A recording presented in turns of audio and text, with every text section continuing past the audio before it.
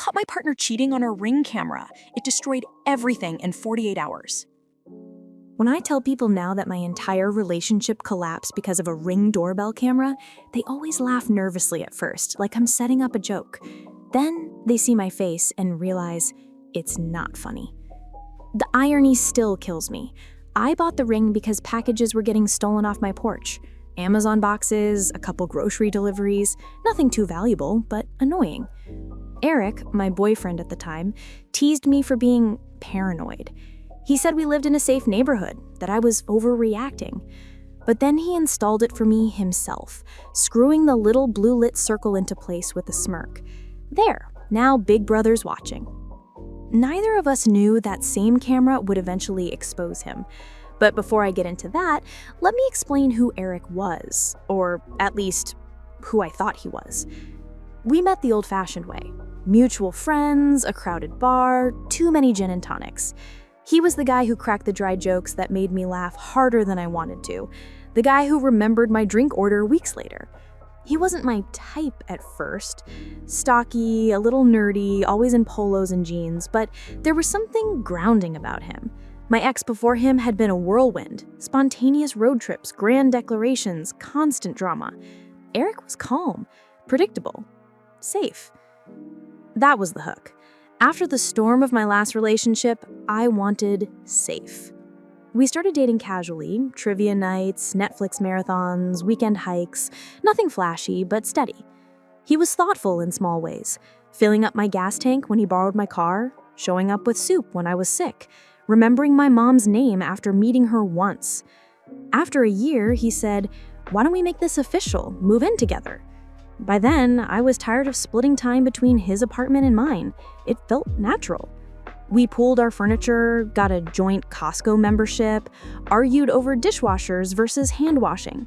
The mundane stuff that in its own way feels romantic when you're building a life with someone. I bought the townhouse the following year, my name on the mortgage, my money in the down payment. But Eric was part of the vision. Our place, we called it. He moved in fully. We painted the spare room together, bought a couch that was way too expensive, planted herbs in the little strip of backyard. We had cookouts. We hosted board game nights. My friends called us the stable couple. And for the most part, I believed it. There were small things, though. Little shadows I didn't want to look at too closely. Eric was in IT, which meant weird hours sometimes. Midnight calls, emergency server issues, weekend deployments. He'd roll his eyes and grumble, but he always went. At first, I admired it. Dedicated, hardworking. But then I noticed how vague he was. "Where are you going?" I'd ask. "Work thing," he'd say, already grabbing his keys. He was glued to his phone. At dinner, on the couch, even brushing his teeth, he'd be scrolling. I teased him once, "Who are you texting, your secret wife?" And he laughed, but didn't answer. I brushed it off. We all live on our phones, right? We had normal arguments. Who was supposed to take the trash out, whose turn it was to do dishes. He snored, I stole blankets. Nothing catastrophic. So when we started talking about the future, marriage, kids, traveling together, I thought it was real. We even went ring shopping once, just to look. He asked me about what kind of honeymoon I'd want someday. It felt like we were building towards something permanent. And then, in the middle of all that domestic comfort, I bought a $199 doorbell camera to stop package theft. And that was the beginning of the end. The first time I got that creeping feeling, it wasn't from the Ring camera. It was from Eric himself. It started with the gym. Eric had never been much of a gym guy. He went maybe once a week, grudgingly, more for the sauna than the treadmill. But suddenly, 3 months before everything fell apart, he was obsessed. Twice a day sometimes. New sneakers, new gym bag, protein powders cluttering our kitchen counter. I was supportive. God knows I've done my own phases of yoga mats and juice cleanses, but something about it felt performative. He wanted me to notice. He wanted someone to notice. Then came the coworker hangouts. Eric had always griped about his coworkers. Boring, lame, weirdos. But out of nowhere, he started going out for after-work drinks with them once or twice a week. He'd come home later than usual, smelling faintly of cologne he never wore around me. When I asked why he bothered if he didn't like them, he shrugged and said, "Networking." I brush it off. I wanted to brush it off. I'd been cheated on once before in my early 20s, and I swore I wouldn't turn into that suspicious, paranoid partner who saw betrayal everywhere. I'd trusted Eric. He was steady. He was different. At least that's what I told myself. Then the Ring camera entered the picture. It had been up for a few weeks, mostly boring. Amazon deliveries, neighborhood kids cutting across the yard, me fumbling for my keys after grocery runs. Eric teased me about checking the feed too much. Addicted to your little spy cam, he joked once, kissing me on the forehead.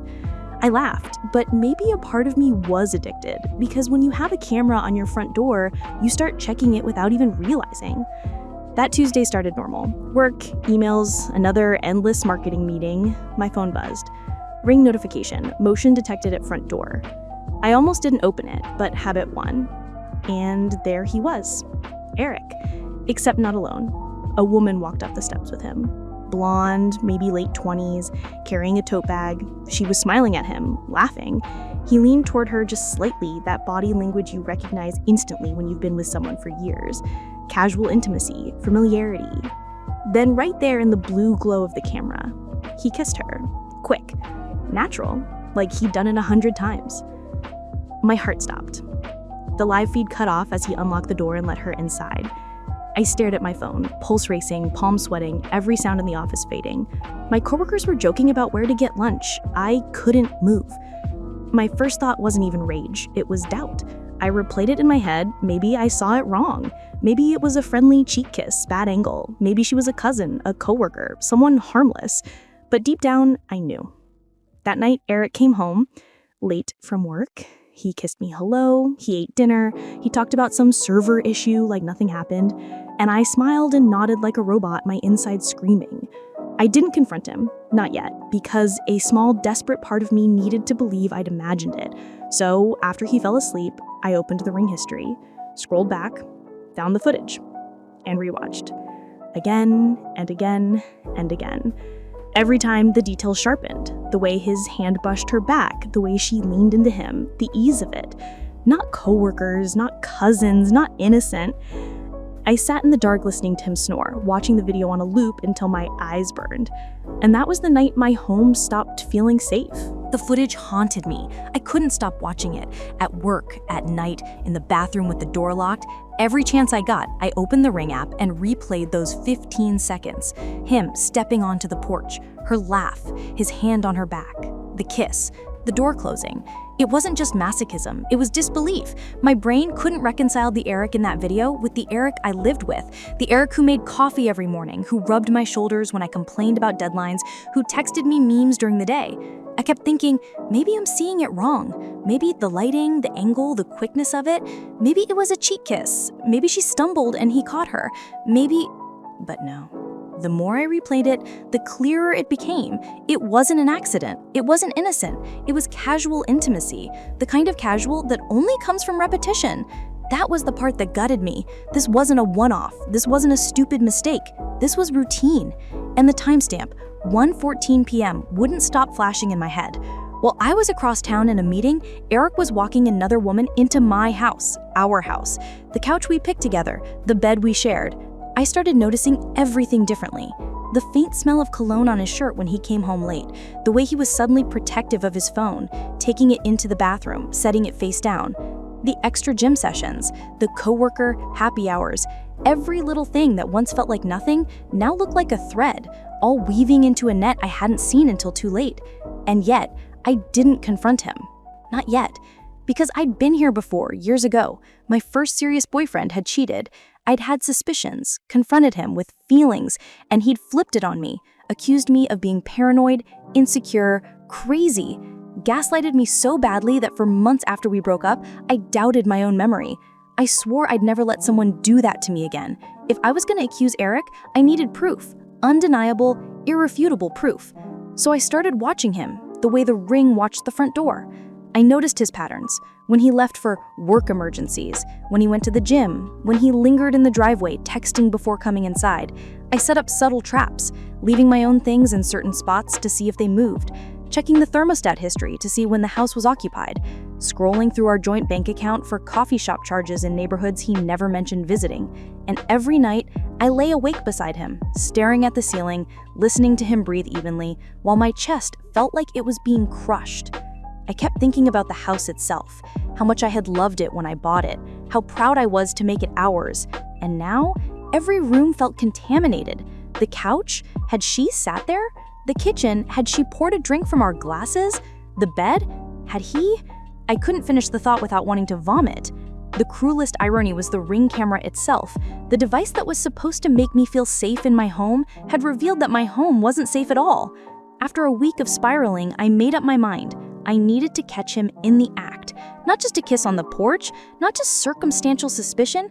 I wanted a moment so undeniable that not even he could twist it. So I made a plan. I didn't tell anyone what I was doing, not my mom, not my best friend, not even the coworkers I usually vented to about little relationship annoyances. This was mine, a secret investigation in my own house. The plan was simple, catch him in the act. The execution, brutal. I left work sick on a Wednesday, packed my laptop into my bag, but instead of going home, I parked 2 blocks away in a side street with a clear view of the corner leading to our townhouse. I cracked the window, turned off the engine, and pulled up the Ring app. It felt like I was staging a sting operation. My palms were sweaty on the steering wheel, my heart already pounding though nothing had happened yet. Every person walking a dog, every passing car made me flinch.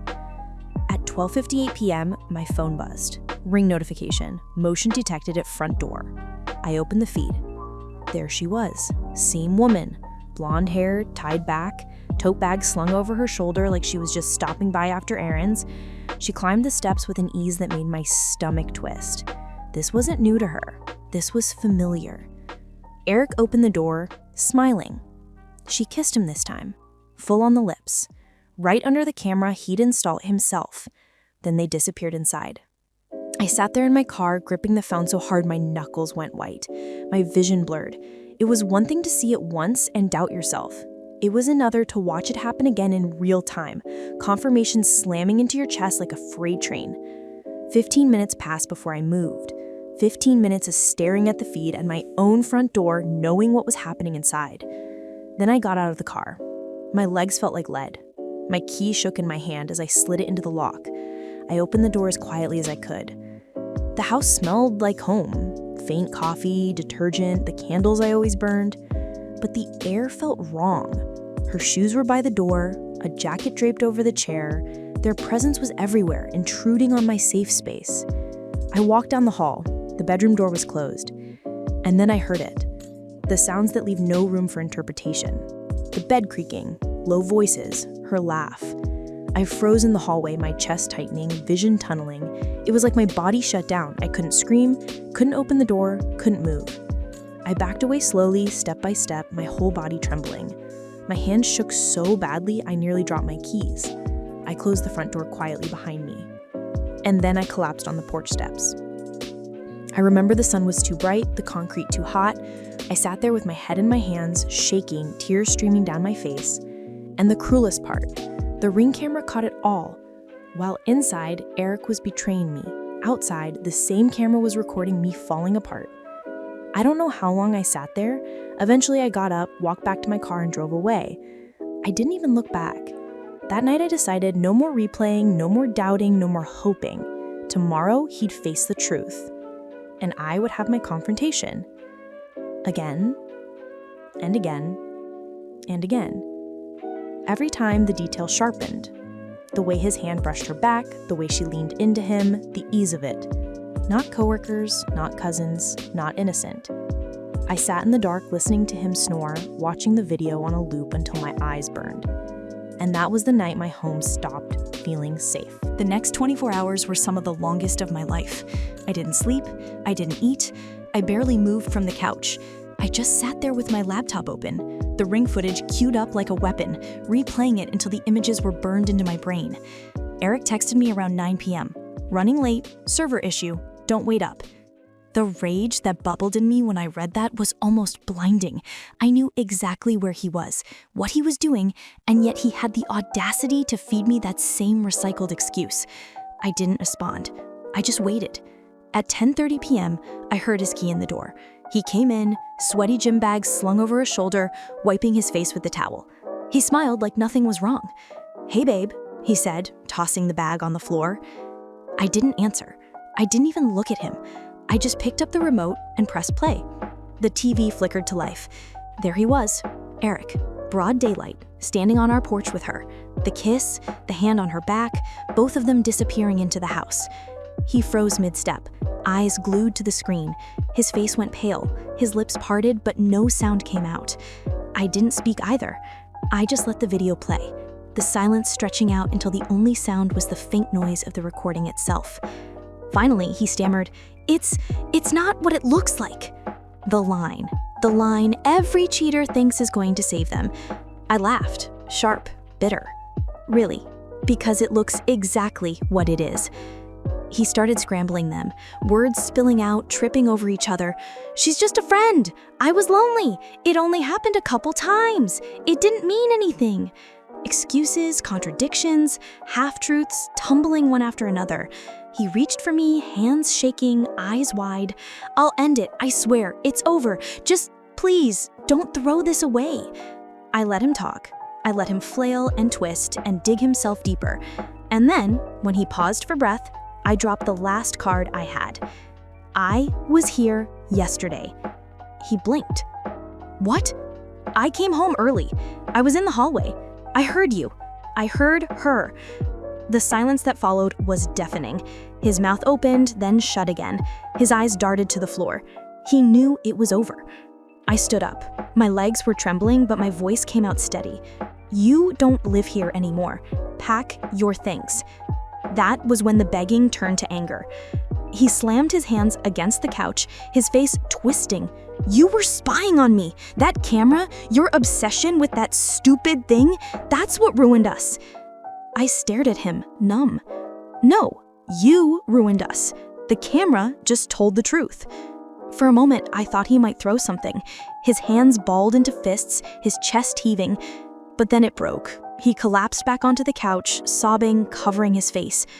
I didn't comfort him. I didn't move. Eventually, he stumbled into the bedroom and started shoving clothes into duffel bags. I watched from the doorway, arms crossed, saying nothing. His apologies mixed with curses, his voice cracking. 45 minutes later, he walked out the front door with 2 bags and didn't look back. I locked the door behind him, and for the first time in weeks, I breathed. The house was quiet after he left, too quiet. I remember standing in the middle of the living room, staring at the locked front door, half expecting him to storm back in. When he didn't, when the silence held, that was the moment it really hit me. He was gone. Not in the storming out of an argument way, but gone in the permanent sense. The kind of gone you don't come back from.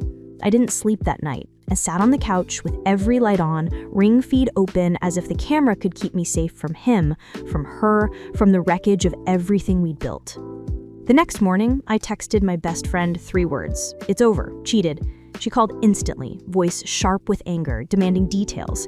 I told her about the ring footage, about hearing them in the bedroom, about the confrontation. She swore loudly and said she was driving over. Within the hour, she showed up with coffee, bagels, and the kind of fierce, protective energy that only a best friend can bring. We sat on the couch watching the footage together. She gasped, covered her mouth, shook her head. "The audacity," she muttered over and over. "In your house, on your porch, on camera? He's not even smart enough to hide it?" Word spread fast. Our mutual friends found out. Some texted support, others awkwardly stayed silent. One friend admitted she'd seen him once at a bar with a coworker, looking too cozy, but hadn't wanted to stir up drama. His own sister called me crying, apologizing on his behalf. "I always hoped he'd change for you," she said, "but he's always been like this, always chasing attention." The part that cut deepest, though, was the house itself. It didn't feel like home anymore. The bed, the couch, the kitchen counter, every surface felt contaminated. I couldn't step into the bedroom without hearing the echoes of what I'd overheard through that door. I started sleeping on the couch, wrapped in a blanket, lights on, ring feed glowing on my phone beside me like a nightlight. 2 weeks later, I finally worked up the nerve to do what I called the purge. I washed every sheet, every towel, every pillowcase. I rented a carpet cleaner, steamed every inch of fabric. I threw away the candles we'd bought together, the mugs he favored, even the damn protein powder that still sat on the counter. I rearranged the living room furniture, not because it needed it, but because I couldn't stand the memory of them sitting there together drinking coffee like they belonged. And still, it wasn't enough. So I reached out to a therapist. It felt cliche. My boyfriend cheated, now I'm in therapy. But it helped. Week after week, I spilled it all. The paranoia, the betrayal, the humiliation of being caught off guard in my own house. My therapist told me something that stuck. The Ring camera didn't betray you. It revealed the truth. The betrayal was already there. One night, a month later, I did something reckless. I looked her up. The other woman. I knew her name from social media breadcrumbs, mutual likes, the corners of the internet where Eric had been sloppy. She wasn't who I expected. Younger, yes, but not by much. Pretty, but not impossibly so. She posted photos of lattes, hikes, office memes. Normal. Against my better judgment, I messaged her. Just a single line, "I know about you and Eric." She replied within an hour. "I'm so sorry, I didn't know he was in a relationship. He told me he was single." At first I didn't believe her, but the more she explained, how they'd met at the gym, how he claimed he lived alone, how he dodged questions about weekends, the more I realized she might be telling the truth. She'd been lied to too. We were both collateral damage in his double life. We ended up talking for hours. Strange, bonding over betrayal. She wasn't the villain I'd built in my head. She was another victim. When we hung up, I felt lighter. Not healed, but less alone. Months passed. Slowly, painfully, I started reclaiming my space. I bought a new bed frame, painted the bedroom walls, adopted a rescue dog, a lazy beagle named Otis who now snores louder than Eric ever did. The Ring camera stayed. I thought about removing it once, but in the end I didn't. Because despite everything, it had protected me. It had shown me the truth when I couldn't see it myself. Sometimes late at night, I rewatch the footage, not to torture myself, but as a reminder of what I survived, of what I won't tolerate again. Eric texted me once, 6 months later, a weak attempt at reconciliation. "I miss us. I made a mistake." I didn't reply. I deleted the message, blocked the number, and went back to watching Otis chase rabbits in his sleep. Because the truth is, the Ring camera didn't just catch a thief stealing packages off my porch. It caught the man who tried to steal years of my life. And in the end, it gave me something better than safety. It gave me clarity. I discovered my partner was cheating because of our shared Spotify account. Now I can't listen to music the same way. Eric and I had been together almost 4 years. We lived in a modest but cozy 2-bedroom apartment just outside the city. The kind of place with creaky floors and too thin walls, but it was ours.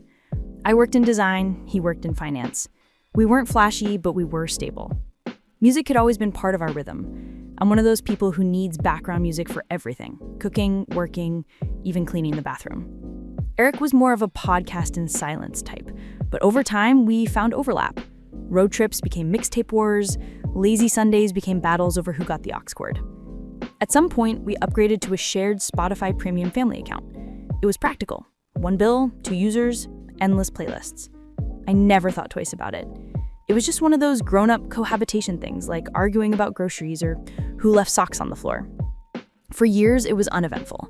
My playlists were moody indie, guilty pleasure pop, a little punk nostalgia. His were EDM, classic rock, and endless finance podcasts. The only time we collided was when one of us accidentally hijacked the other stream. We'd laugh, text something dumb like, "Give me back my Beyoncé," and move on.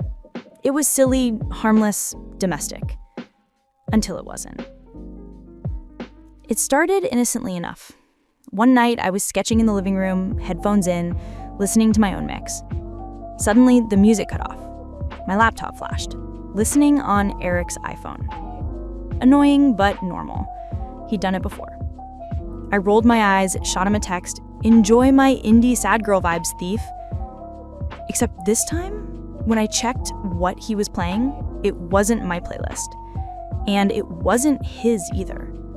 It was something I'd never seen before. A playlist titled Her Mix, M3. Not our mix, not anything familiar, just her. I froze. The songs weren't his style at all. R&B slow jams, love ballads, cheesy acoustic covers of romantic classics, songs he'd never once played in front of me, songs he'd even mocked before, calling them corny or basic. And there, at the very top, the most recent addition, All of Me by John Legend. I had told him once, years ago, that I hated that song. My ex used to play it constantly, and it made my skin crawl. Eric knew that. He'd laughed and said, "Noted, banned from road trips." So why was he playing it now? And who was her? I wanted to believe it was nothing. Maybe he was making me a surprise playlist, and her was me. Maybe he was trying to expand his taste. Maybe it was for a work event, or his sister, or God, anything but what my gut was already screaming. But the more I looked, the worse it got. I started paying attention to the recently played list, and what I saw didn't make sense. Love songs queued up during the middle of the day when he was at work. Entire playlists shuffled at odd hours, long after I'd gone to sleep when he claimed he was staying up to play video games. Songs with lyrics about secret love, about longing, about stolen moments. I confronted him lately once. Over dinner, I asked if he'd been listening to this new indie band I saw on the account. He blinked, looked genuinely confused, and said, "Who?" before changing the subject. But I knew the account had played 6 of their songs just 2 days before. That was the moment the hair on my arm stood up. That bone-deep certainty that something isn't right. Once the suspicion took root, I couldn't stop dinging. Spotify has a way of leaving a trail. Playlists, history, even those little collaborative mixes that pop up when 2 people listen to similar stuff. Suddenly, there were multiple playlists on the account I hadn't made. They had names like Late Night Drive and Us. I never touched them, but I looked, and what I saw shredded me. It wasn't just love songs, it was their songs. Inside jokes I wasn't part of. Throwback hits I'd never known him to like. Some of them had titles that felt like coded messages. Can't fight this feeling, stay with me, unthinkable, I'm ready. He wasn't just listening, he was curating, building a soundtrack for someone else. And he was doing it on the account we shared, on the account that notified me every time playback switched. The arrogance of it, the stupidity. Or maybe he thought I'd never notice. Maybe he thought I'd never look. But I did. And once I saw, I couldn't unsee. The night it all broke open, I was working late in the kitchen. Eric was at the gym. I had Spotify open on my laptop. Suddenly, the screen flashed, listening on Eric's iPhone. I almost closed it, but something in me snapped. I clicked. The playlist was titled, For Us, Less Than 3. Not me and him, not the us that had been building for 4 years. This was someone else's us. The first song on it was Kiss Me by Sixpence None the Richer. I hadn't heard that song since middle school dances. He had once mocked it as cheesy rom-com crap. And here he was, playing it on repeat. That was when my heart dropped into my stomach. I knew without a shadow of a doubt, he wasn't just cheating, he was in love. Or at least, he wanted to be. I don't know if you've ever tried to sleep while your entire body is buzzing with rage, but it's impossible. That night, I lay in bed staring at the ceiling, Eric beside me snoring softly, while in my mind, I kept replaying the names of those playlists. Her Mix, Us, For Us, the gall of it. The disrespect of curating love songs for someone else while living under my roof, sharing my bed, paying bills with my money.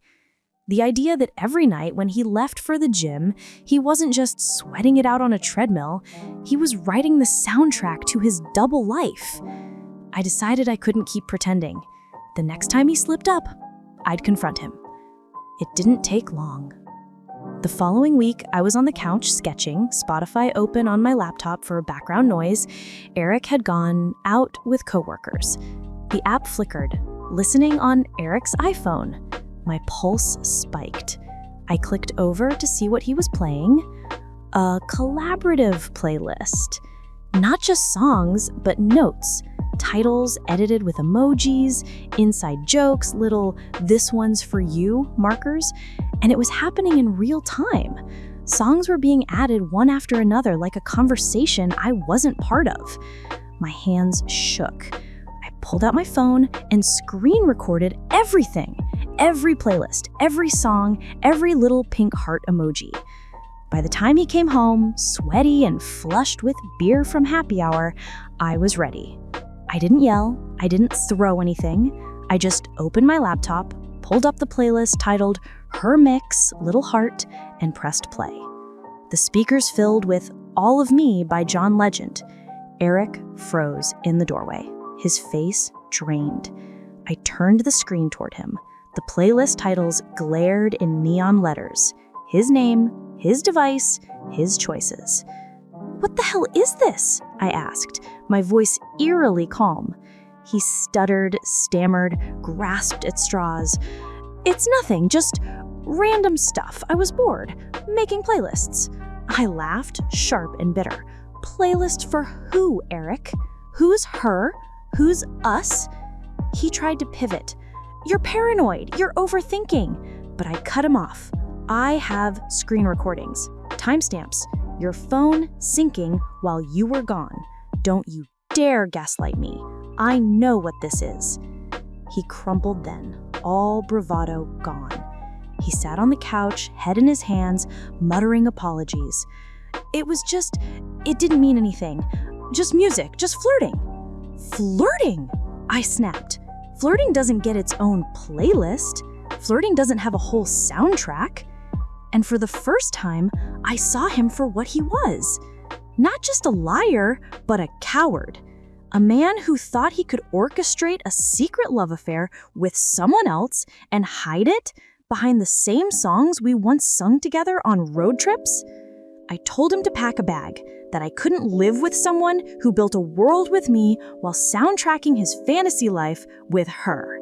He begged, pleaded, swore he'd delete the playlists, swore he'd cut her off, but it was too late.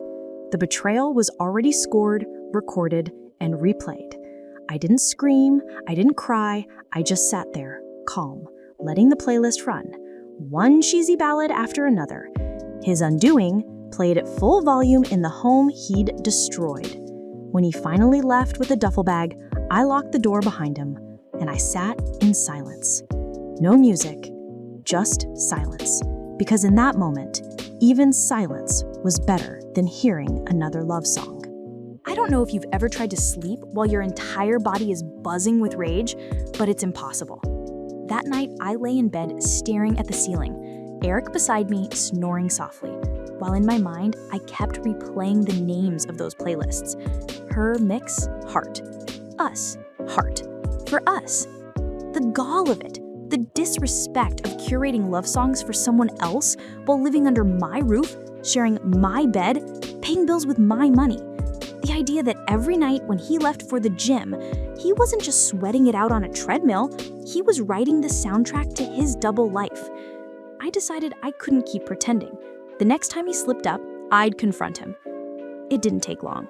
The following week, I was on the couch sketching, Spotify open on my laptop for background noise. Eric had gone out with coworkers. The app flickered, listening on Eric's iPhone. My pulse spiked. I clicked over to see what he was playing. A collaborative playlist. Not just songs, but notes. Titles edited with emojis, inside jokes, little "this one's for you" markers. And it was happening in real time. Songs were being added one after another, like a conversation I wasn't part of. My hands shook.